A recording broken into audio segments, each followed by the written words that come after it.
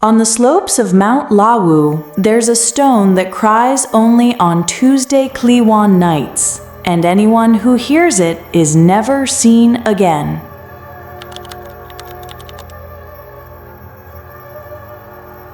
Four college mountaineers from Surakarta arrived in a small village at the foot of Mount Lawu. Arga, Lingtang, Yoga, and Ratna came to research a strange phenomenon, mysterious weeping said to be heard only on Tuesday Kliwon nights. The winding, foggy road to the village made them feel as if they had crossed into another world. Upon arrival, the locals eyed them with suspicion, as if outsiders were a bad omen. No warm greetings, only the whisper of wind accompanied their steps. At the village hall, they met Mba Sarto, an old man with sharp eyes and a bent back. He warned that the forested slope was a forbidden zone, especially the large boulder locals called the Crying Stone.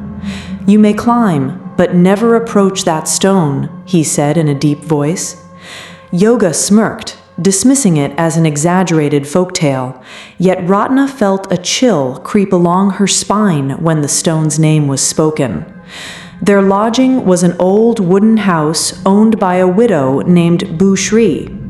In the living room hung a black and white photo of the village in the 1950s, showing a massive boulder in the forest, shaped eerily like a kneeling woman. Ratna stared at the photo for a long moment, sensing something unsettling in its eyes. Night fell quickly over the village and the fog descended, swallowing the dirt paths. The group decided to rest early, but the stillness outside felt unnaturally heavy. The first night's silence was broken by a faint, drawn-out cry carried on the wind. Arga dismissed it as the sound of night birds, but Ratna swore she heard a woman sobbing. Yoga grabbed his camera, pressing it against the window to capture anything unusual. The lens reflected only the swaying shadows of pine branches, yet the crying seemed to be getting closer, weaving through the rustle of leaves. Lingtang pulled the curtains shut, uneasy. Later, as the others tried to sleep, Ratna remained awake, staring at the ceiling. The cry still echoed faintly in her head, as if seeping through the wooden walls. Her heartbeat matched the rhythm of the sound, slow, deliberate, almost beckoning. She tried to convince herself it was nothing, but deep down she knew she had heard a voice, not just noise. Outside, the fog thickened, curling against the window panes like pale, searching fingers. In the dead of night, footsteps crunched faintly on the gravel path outside their lodging. Ratna's breath caught in her throat. She glanced toward the window, but saw only white mist pressing against the glass. Then came 3 distinct knocks on the wall, low and deliberate, followed by silence. The crying stopped abruptly. In that moment, the darkness felt alive, and the old house seemed to be holding its breath along with her. Morning light barely pierced the mist when the group gathered at the dining table. Bu Sri served them bitter coffee and sticky rice, her eyes avoiding direct contact. "Last night was quiet, wasn't it?" she asked, almost too quickly. Ratna hesitated, then shook her head, deciding not to mention the crying or the knocks. Yoga was already plotting to explore the forest that afternoon, ignoring Boss Sarto's warning entirely. Arga reluctantly agreed, sensing that refusing would only push Yoga further. They found Boss Sarto outside, splitting firewood with slow, precise swings.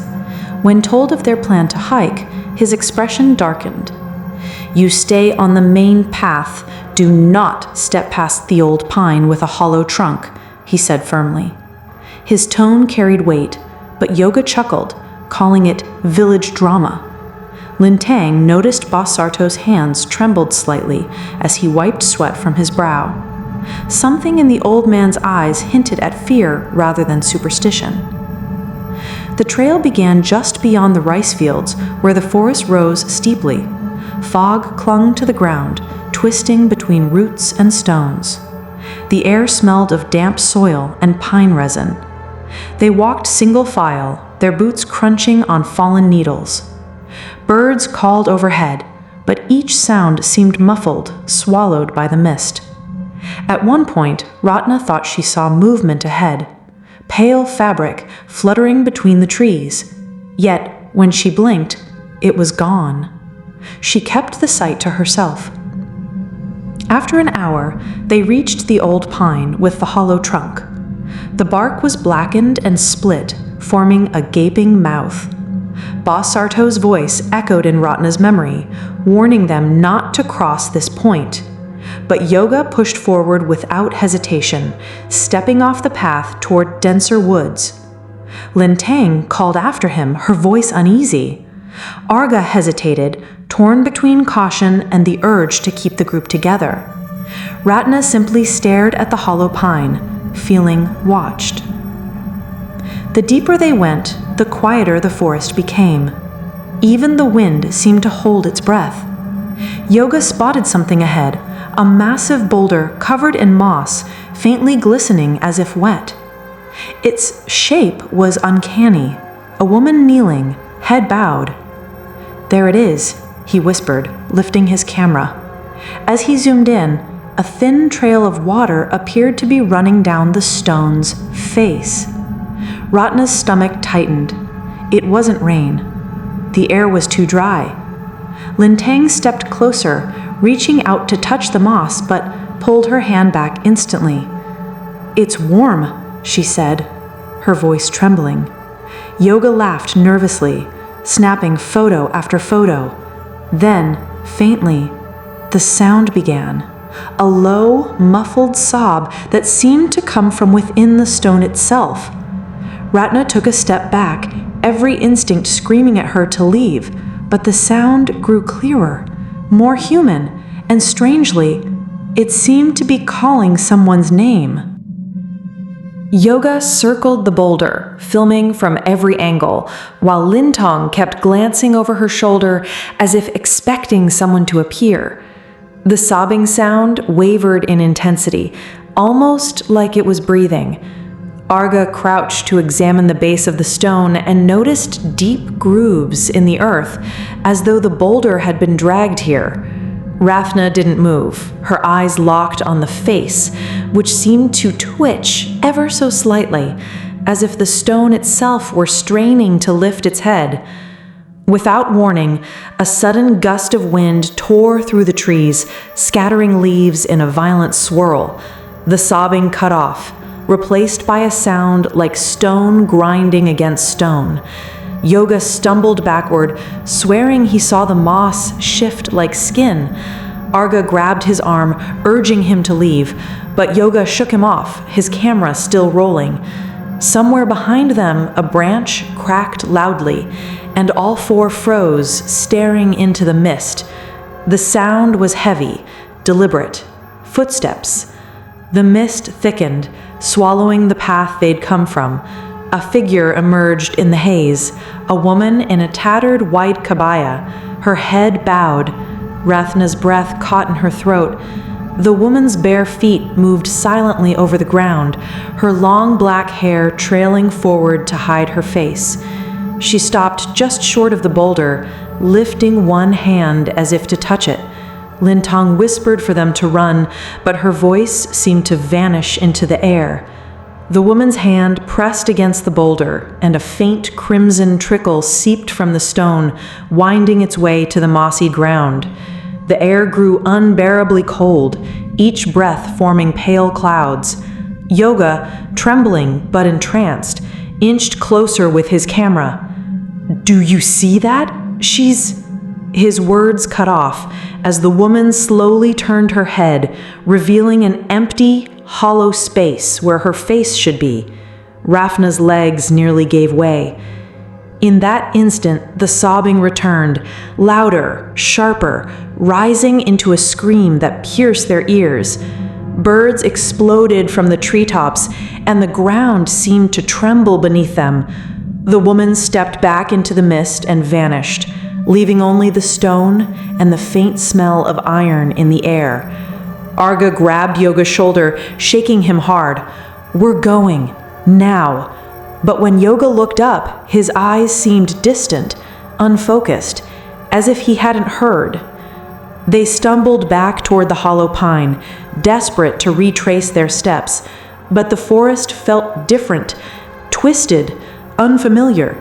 The mist shifted constantly, revealing and concealing paths in ways that made no sense. Rafna's ears rang from the lingering scream, but beneath it she could still hear a softer sound, the stone calling her name. Each time it spoke, the pull to turn back grew stronger, clawing at her will. She didn't tell the others, not yet. By the time they stumbled back into the village, the sun was sinking behind the mountains. The sky bled orange and red, and the fog that trailed them seemed reluctant to let go. Busri was waiting on the porch, her face pale. "You crossed the pine, didn't you?" she asked, voice tight. No one answered, but the silence was confirmation enough. She ushered them inside quickly, locking the door and drawing every curtain. Outside, the wind began to howl. That night, Yoga refused to put down his camera. He played back the footage, showing the others the woman in white pressing her hand to the stone. The image flickered strangely, her figure warping as if the lens itself was afraid to capture her. At one point, the screen went completely black, yet a faint crying could still be heard. Ratna felt her stomach knot. She knew that voice now. It was the same one whispering in her dreams. As the clock neared midnight, the wind died abruptly, leaving a vacuum of sound.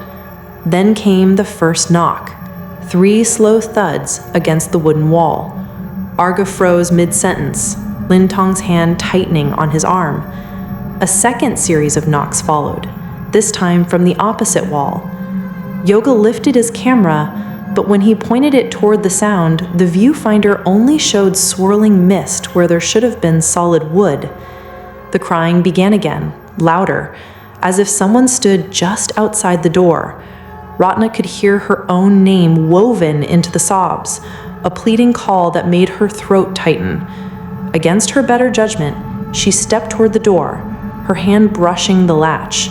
Arga caught her wrist sharply, pulling her back. "Don't answer it," he hissed. The crying stopped so suddenly it left an ache in her ears, like the silence had weight. A shadow slid across the curtains, tall and thin, moving in ways that weren't human. Linghung clamped a hand over her mouth to keep from making a sound. The floorboards creaked under invisible weight, circling the room. Yoga kept filming, though his hands shook violently. When the shadow paused by the window, Ratna thought she saw a face, faceless, yet somehow staring, press against the glass for a heartbeat before vanishing into the dark. Without warning, every door and window rattled violently, as if the house were under siege. The knocking became pounding, the sobbing now a chorus of voices. Ratna clung to Arga, her breath shallow. Busri whispered prayers under her breath, her eyes fixed on the floor. Then, as quickly as it began, everything stopped. The silence that followed felt worse than the noise, like the night itself was waiting for something to happen next. Morning came with a weak gray light that did little to chase away the unease lingering in the house. The group gathered for breakfast, but one chair was empty. Yoga's bed was neatly made, his backpack gone. Yet the camera lay abandoned on the desk, its screen cracked. Busri insisted she hadn't seen him leave. Ratna felt an icy dread settle in her chest. After last night, the idea of him wandering alone into the fog was unthinkable. Arga powered on the damaged camera, hoping for clues. The final recording was shaky, showing Yoga walking through the dark with a crying sound all around him. At one point, he stopped, turning toward the lens with a strange, almost peaceful smile. Then a pale hand, long-fingered and wet, slid into the frame, gripping his shoulder. The footage ended in static. Lintang pushed the camera away, muttering that they needed to find him immediately. They followed faint boot prints leading away from the house, turning across the damp grass toward the forest. The trail was interrupted by patches of disturbed soil, as if something had dragged along the ground. As they approached the old pine, the boot prints became erratic, circling the tree before disappearing entirely. Ratna scanned the misty woods, her pulse hammering. In the distance, the sobbing began again, softer this time, almost coaxing. Ignoring the warnings echoing in his head, Arga led them deeper into the forest. The air was thick and stale, carrying the faint scent of iron. A low hum vibrated under their feet, almost imperceptible, but steady. Ratna stopped abruptly. She thought she saw Yoga, standing perfectly still between two trees. She called out, but the figure didn't respond. When she blinked, it was gone, replaced by a patch of dark, damp moss. They reached the boulder again, its surface gleaming with fresh moisture. This time, the face was clearer, the grooves sharper, as if the stone itself had shifted since their last visit. Arga stepped forward, calling Yoga's name. In response, the sobbing grew louder, and from the corner of her eye, she saw something move behind the boulder, a shadow that didn't match the trees. Lintang grabbed her arm, whispering they needed to leave immediately. Then they heard it.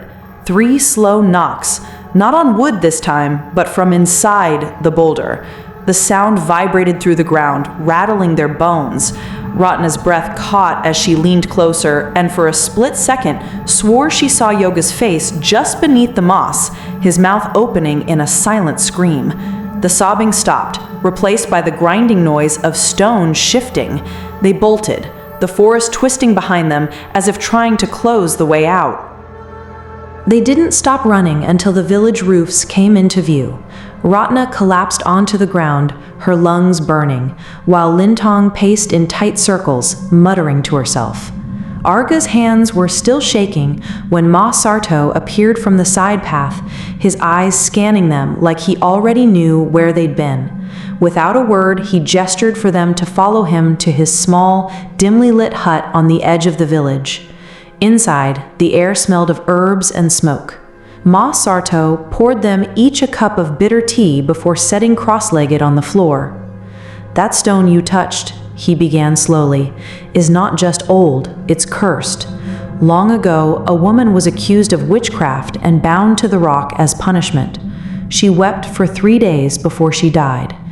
The night she passed, the stone began to cry with her voice." His eyes darkened. "But the curse is more than sound."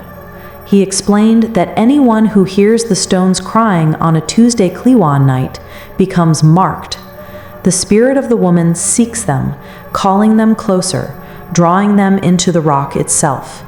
"Your friend," Ma Sarto paused, glancing at Ratna. "He's halfway gone already. If you don't break the link before the next Kliwon, he will not return." The weight of his words pressed against the room, making the shadows seem thicker. Arga leaned forward, asking how to break the link. Ma Sarto's answer came in a whisper. "You must return to the stone before midnight, but you must not answer its call. Pour water from the sacred spring on its face, then leave without looking back. If you turn, you join her." Ratna swallowed hard, thinking of Yoga's eyes in the footage, so far away yet pleading. Lintang shifted uncomfortably, clearly doubting they could resist the call. Outside, the wind picked up again, rattling the hut's thin walls. Ma Sarto reached into a small chest and pulled out a bundle of charms, woven grass, red thread, and small carved stones.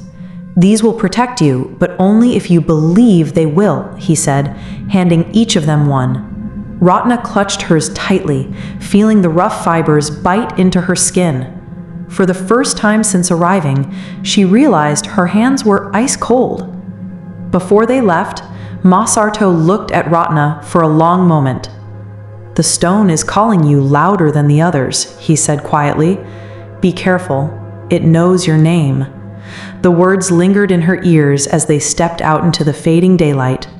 The fog was already creeping in from the forest, curling around the village like it had been waiting for them. Somewhere far off, faint but undeniable, The crying had already begun again.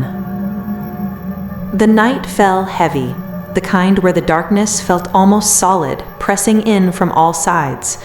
Ratna, Arga, and Lintang set out from the village, each clutching their charm like a lifeline. Mbasarto had warned them not to speak once they entered the forest, but the silence between them was broken only by the crunch of their footsteps and the faint slosh of the sacred spring water in Arga's bamboo flask. The air seemed colder than the previous night, carrying the smell of damp earth and something metallic. As they approached the old pine, the mist rose from the ground in curling tendrils, wrapping round their ankles and tugging gently, like hands trying to slow them down. Ratna's breath quickened when she realized she could hear the crying now, low and muffled, as if coming from underground. She pressed her charm to her chest, but the voice slid into her mind anyway, soft and intimate, calling her name in a tone that was both pleading and commanding. Arga gestured for them to keep moving, leading them off the path toward the slope where the boulder waited. Lintang stayed close to Ratna, but her eyes darted constantly to the shifting shapes in the mist. Once she stopped suddenly, swearing she saw Yoga standing only a few feet away, his hand outstretched. When she blinked, he was gone, replaced by a patch of wet grass that glistened like it had been recently disturbed. The sobbing grew louder with every step, but it wasn't steady. It rose and fell like breathing, and occasionally Ratna thought she could hear faint laughter woven between the cries. By the time they reached the clearing, the boulder was already slick with moisture, glistening under the dim light of the moon. The face was clearer now than ever, its mouth slightly open as if frozen mid-scream. The air here felt heavy, almost suffocating. Arga uncorked the bamboo flask with trembling fingers and stepped forward. The moment the water splashed onto the boulder's surface, the crying turned into a shriek so sharp it rattled their teeth. The ground beneath them shuddered, and the trees around the clearing groaned like they were alive. Lintang grabbed Ratna's wrist, pulling her back, but Ratna's gaze was fixed on the stone, because within its surface, she saw Yoga's face again, this time whispering something she couldn't quite hear. The shrieking stopped abruptly, replaced by a deafening silence. Then came 3 slow knocks from inside the boulder, vibrating through the earth into their bones. Arga shouted for them to run, and they obeyed, tearing through the mist toward the village. But as Ratna fled, the voice came again, clear as day, whispering in her ear, "Don't leave me, Ratna." Against every instinct, she turned her head just a fraction and saw something following them. They didn't speak until the lights of the village came into view, but even then, none of them dared slow down. Ratna's legs ached, her lungs burning, yet the feeling of being followed only grew stronger. Every few steps, she thought she heard the crunch of leaves just behind her, perfectly in sync with her own footsteps. When they finally reached Busri's house, Arga slammed the door shut and dropped the wooden beam across it, his hands slick with sweat. Lintang peeked through the gap in the curtain. At first, she saw nothing but mist, curling lazily along the street. Then it shifted, revealing a tall, gaunt silhouette standing perfectly still in the middle of the road. It didn't move like a person. It didn't sway or breathe. It just stood there, head tilted slightly as if listening. Lintang's stomach dropped when she realized the head tilt matched the angle Ratna had turned her head in the forest. The air inside the house grew heavy, pressing down on their shoulders. Somewhere outside, faint but clear, the crying began again, echoing down the narrow village lane. Mbasarto arrived moments later, clutching a bundle of dried leaves and muttering under his breath. He didn't even look at the others before ordering them to sit in a circle. The old man's hands moved quickly, scattering salt and ash around them like a protective ring. The crying grew louder, closer, until it sounded as if it were coming from just outside the walls. Ratna's skin prickled, her breath shallow. Then came the knock, not on the door, but on the window beside her. 3 slow taps, followed by a wet dragging sound, like fingertips sliding across glass. She forced herself not to look, remembering Mbasarto's warning, but she could see the reflection in the glass from the corner of her eye. Long fingers, too many joints. Mbasarto threw a handful of the dried leaves into the small fire he had built in the center of the room. The smoke that rose was thick and pungent, filling the air with a bitter scent. "It cannot enter without permission," he said, his voice steady despite the pounding that had begun against the walls. "But it will try, it will beg. Do not answer it." The pounding stopped, replaced by a single low whisper that threaded its way around the room. Ratna froze. The whisper wasn't calling her name this time, it was calling Yoga's. And then, impossibly, she heard Yoga's voice respond from somewhere deep in the mist outside, pleading for them to open the door. Lintang covered her ears, rocking back and forth. Arga gritted his teeth, holding Ratna's wrist tightly as she trembled, fighting the urge to answer. The firelight flickered violently, casting strange, shifting shadows that didn't match the people in the room. The whispering outside grew more insistent, overlapping with soft knocking from every side of the house. Walls, windows, even the floorboards beneath them. Ratna's nails dug into her palms as she shut her eyes, but the sound found its way in, wrapping around her mind like smoke. She could hear Yoga's voice clearer now, almost laughing between pleas, urging her to just step outside for a moment. Basarto's chanting quickened, the words sharp and clipped. Then came the creak of wood from above. All three of them looked up in unison. The ceiling boards shifted, dust sifting down onto their heads. Something was moving in the crawlspace, slow and deliberate, dragging itself across the beams. Lintang's lips trembled as she whispered that there wasn't supposed to be an opening to the attic. The next sound was a single, wet thud above them, directly over Ratna's head. Basarto grabbed a burning stick from the fire and pointed it toward the ceiling. The shadows there seemed to ripple like water before stretching into something long and skeletal. A hand emerged between the boards, fingers bending at unnatural angles, dripping dark fluid that hissed when it hit the floor. Ratna felt her throat tighten, the thing's nails grazing the charm tied around her neck. The whispering stopped, replaced by the sound of slow, heavy breathing. With a sharp motion, Basarto threw a pouch of ash directly at the ceiling. The thing recoiled instantly, the wood snapping back into place with a force that rattled the entire hut. But the relief was short-lived. The door behind them slammed open, though no wind entered. The mist poured inside instead, thick and cold, curling around their legs and tugging downward as if trying to pull them into the earth. Arga grabbed Ratna and Lintang, hauling them toward the center of the salt circle. Basarto barked at them to stay inside it no matter what they saw. The mist shifted, and for the first time they saw it clearly. A tall, thin figure with skin stretched so tight over its skull that the bone shapes were visible beneath. Its mouth was impossibly wide, and from it, the sound of the stones crying poured out, raw and endless. The figure moved closer, each step accompanied by the sound of stone grinding. Ratna felt the air grow colder with every inch it closed between them. Its head tilted again, perfectly mimicking her own earlier movement.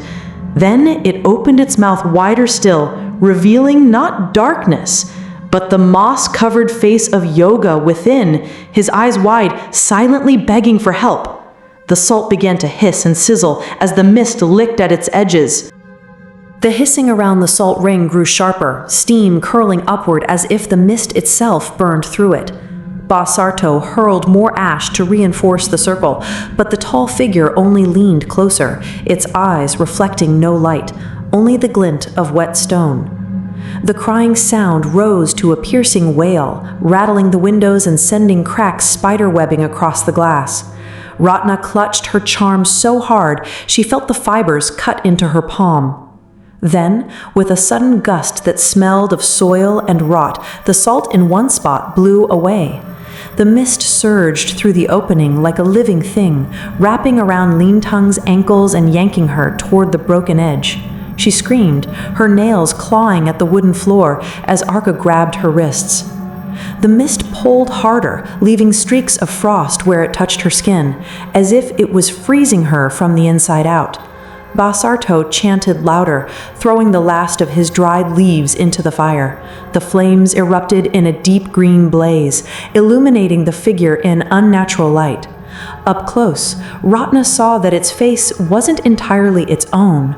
Multiple faces seemed pressed into its skin, distorted and screaming silently.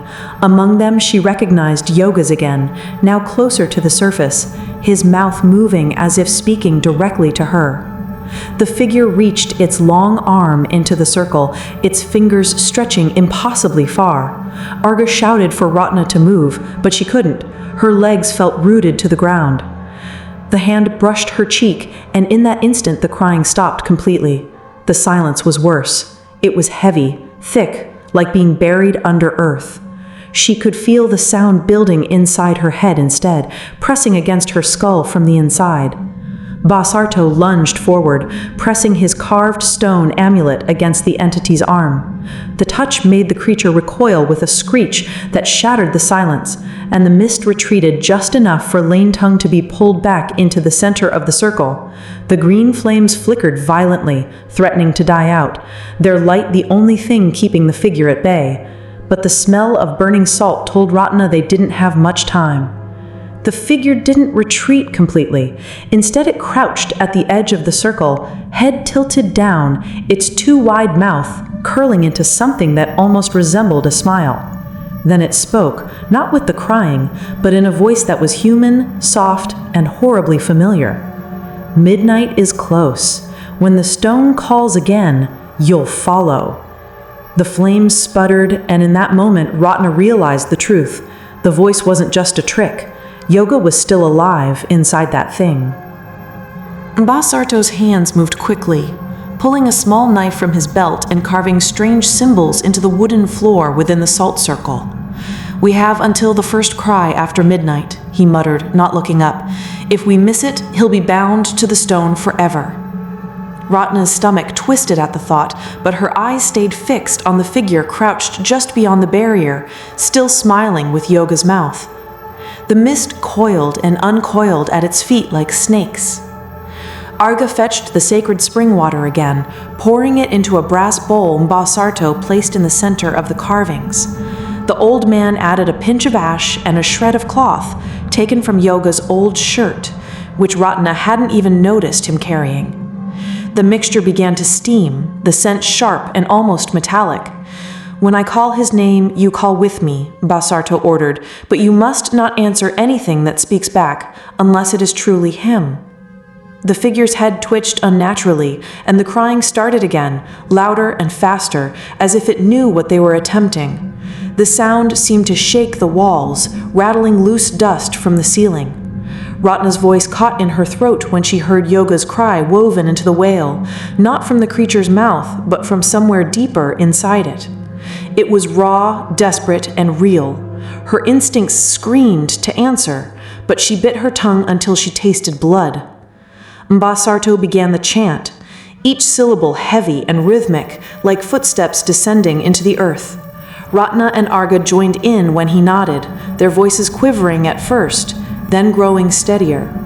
The steam from the bowl swirled upward, forming a vague shape, at first formless, then slowly taking on the outline of a human face. Ratna felt tears sting her eyes as the features sharpened into Yoga's, his mouth moving soundlessly, eyes locked on hers. The figure shrieked and recoiling as if the steam burned it. Its form seemed to ripple, parts of it flickering like shadows in firelight. Faces beneath its skin shifted in panic, mouths opening and closing without sound. Ratna's heartbeat thundered in her ears as she reached out instinctively toward the steam, but the moment her fingers brushed it, a freezing pain shot through her arm. She bit back a scream, knowing the connection could not be broken. The steam face mouthed a single word, "Help!" And the moment it did, the figure lunged at the circle. The impact made the salt scatter in several places, and the mist surged forward instantly, clawing at their legs. The green flames in the fire shrank to a trembling ember, and Basarto shouted for them to hold the chant. Ratna's voice cracked, but she forced the sound out, feeling the pull of two forces, one trying to drag Yoga out, the other trying to keep him buried inside. The ember in the fire flared suddenly, igniting into a burst of white light that filled the small room. The steam shape of Yoga's face twisted in pain, his mouth opening in a silent scream as the figure outside the circle shrieked with a voice not meant for human ears. The sound rattled their bones, the walls, even the floor beneath them. Ratna felt the pull on her arm intensify, a cold force trying to wrench her toward the mist, while another dragged upward from the steam, pulling Yoga closer. Basarto's chanting reached a fever pitch, his voice almost breaking. The symbols carved into the floor began to glow faintly, and the brass bowl trembled violently in its place. Arga grabbed Ratna's other arm, anchoring her in the circle as her fingers felt ready to snap from the cold. Then Yoga's voice came, clear for the first time, cutting through the chaos. "Don't stop!" It was desperate, urgent, but real, enough to drown out the false whispers clawing at the edges of her mind. The figure let out a roar that shook the entire hut. Its skin split in several places, releasing tendrils of mist that whipped and lashed like living ropes. One struck Arga's shoulder, freezing the flesh instantly, but he didn't let go. Ratna screamed through clenched teeth, pulling with everything she had. For a heartbeat, she felt something solid in the steam's grasp, a hand. She clutched it, ignoring the icy burn that raced up her arm. The fire flared once more, and in that burst of light, Yoga's upper body tore free from the mist, gasping for air as if he'd been underwater for days. The figure's scream turned into a deep, grinding sound like boulders crushing against each other. Its form began to collapse inward, faces fading one by one, until only the sound of the stone's original cry remained. The mist retreated violently, pulled back into the forest, as if yanked by invisible chains. Yoga collapsed into the circle, trembling and pale, his skin cold as stone. Ratna wrapped her arms around him, sobbing with relief, while Basarto scattered the last of the ash and salt to seal the space. The old man's face was ashen, his eyes fixed on the window where the mist had vanished. "It's not gone," he said quietly. "The stone will call again." His words hung in the air like a shadow, heavy and undeniable. Outside, the forest had gone silent, the mist nowhere to be seen. But far in the distance, faint, almost inaudible, the sound of the stone's weeping began again, slow and mournful. Yoga shuddered in Ratna's arms, whispering a single warning through chattering teeth. "It remembers us."